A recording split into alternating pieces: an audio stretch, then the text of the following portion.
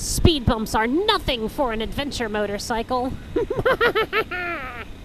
Hello Team Powersports fans, and welcome back to the Team Powersports motovlog. I am your host Sarah. Today I am joined by Raf ADV. You can find him on Instagram at Raf_ADV, world famous adventure rider.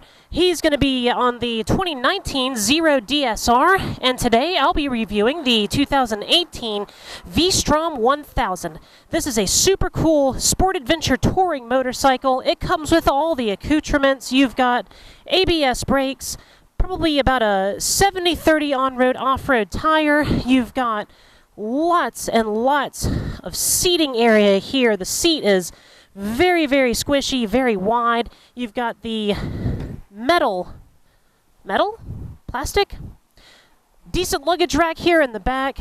Obviously, you've got your hand guards on either side. Now, this bike does offer traction control, seen right here on this nice, beautiful dashboard. And I'm going to leave it in traction control setting 1, just because I do want a little bit of interference. This is a brand new motorcycle, and I'm just a little bit unfamiliar with its handling characteristics. So we're going to keep that traction control on until I'm a little more comfortable with the motorcycle. What do you say, Raf? Let's do some adventuring.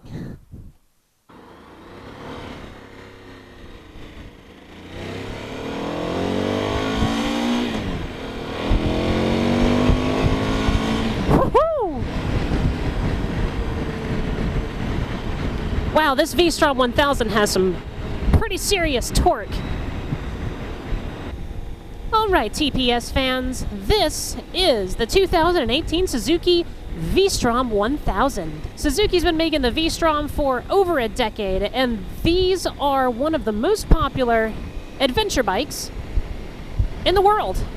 The V-Strom is known for its bulletproof reliability and longevity of use. I've seen these things traded in frequently with 60, 80, 100,000 miles on them, still running strong.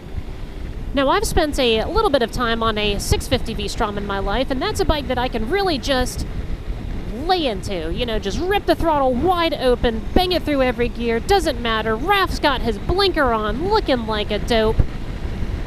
But this V-Strom 1000, on the other hand, this is a totally separate animal, a totally different beast. This V-Strom 1000 is powered by a 1000cc V-twin engine that makes just unbelievable amounts of torque.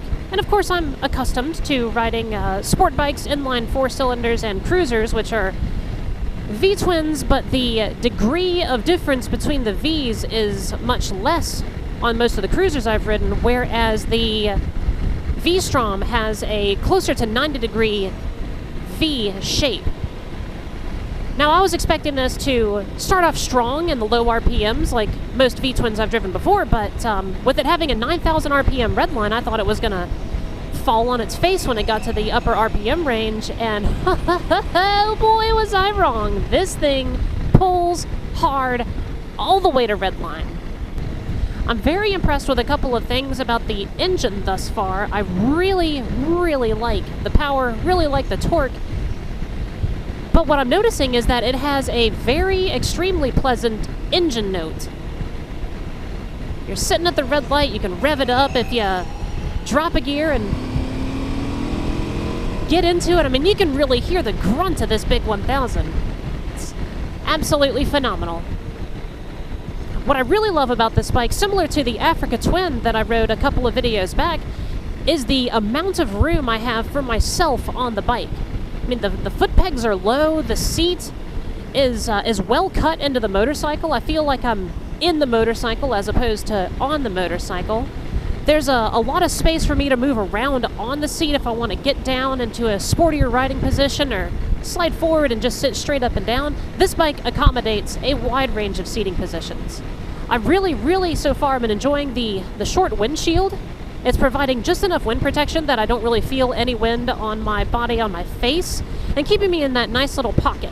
Of course, the windshield is adjustable on the V-Strom 1000. It's got the nice hand guards, and when I pick my hands up above the guards, you can really tell the difference in the wind protection that you're getting from those little hand guards. And of course, it's going to protect you from twigs and rocks and roost and anything else you might find in an off-road setting, but just as a nice on-road feature, the handguards are really nice, especially on this cool 58-degree evening that I'm riding this bike. This right here, this is what it's all about, Team Powersports fans. Especially with regard to adventure motorcycles. You go out, you find a secluded road, away from the traffic, away from the people. You're out here with your best buddy, riding some motorcycles. And Raph ADV asked if we could find a little dirt road and see how these things too, and I feel compelled to oblige. Speed bumps are nothing for an adventure motorcycle. All right. Here we are in the off-road portion of this test ride.